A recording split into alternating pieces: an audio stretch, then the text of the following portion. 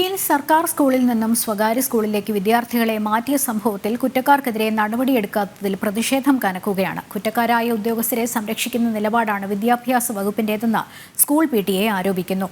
നടപടികൾ വൈകിയാൽ പ്രത്യക്ഷ സമരത്തിലേക്ക് കടക്കും എന്നാണ് PTA-യുടെ മുന്നറിയിപ്പ്.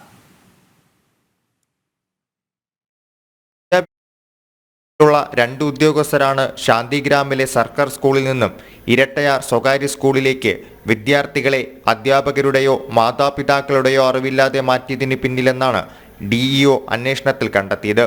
Shantigram government English medium school അധികൃതരുടെ പരാതിയിലായിരുന്നു അന്വേഷണം. അന്വേഷണ റിപ്പോർട്ട് 1 മാസം മുൻപ് ഡെപ്യൂട്ടി ഡയറക്ടർക്ക് സമർപ്പിച്ചു.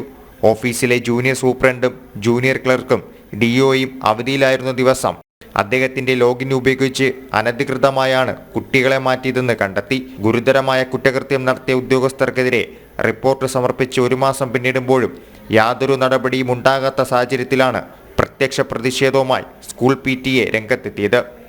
ഞങ്ങൾ സ്കൂളിന്റെ പ്രതിഷേധം മന്ത്രിയെ അറിയിച്ചു, മന്ത്രിയുടെ ഓഫീസിൽ അറിയിച്ചു, വിദ്യാഭ്യാസ വകുപ്പിന്റെ ജില്ലാ അധികാരിയെ അറിയിച്ചു, DEOയെ അറിയിച്ചു.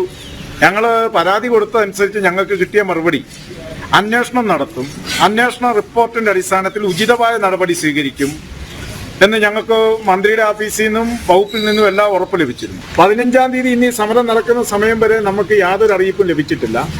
ഈ അഴിമതി നടത്തിയിട്ടുള്ള ഉദ്യോഗസ്ഥന്മാർ ഇപ്പോഴും വളരെ അഹങ്കാരത്തോടു കൂടി ഈ ഓഫീസിൽ തന്നെ ജോലി ചെയ്യുന്ന സ്ഥിതിയുണ്ട്. ആരോപണ വിധേയരായ ഉദ്യോഗസ്ഥരെ മാറ്റി നിർത്തി അന്വേഷണം വേഗത്തിൽ പൂർത്തീകരിച്ച് കുറ്റക്കാർക്കെതിരെ നടപടിയെടുക്കണമെന്നും ഒപ്പം കട്ടപ്പന DEO ഓഫീസ് കേന്ദ്രീകരിച്ച് നടക്കുന്ന അഴിമതികളിൽ അന്വേഷണം വേണമെന്നുമാണ് രക്ഷിതാക്കളുടെ ആവശ്യം. നടപടി ഉണ്ടായില്ലെങ്കിൽ മുഴുവൻ രക്ഷിതാക്കളെയും പങ്കെടുപ്പിച്ച് സമരം സംഘടിപ്പിക്കുമെന്നും PTA വ്യക്തമാക്കി.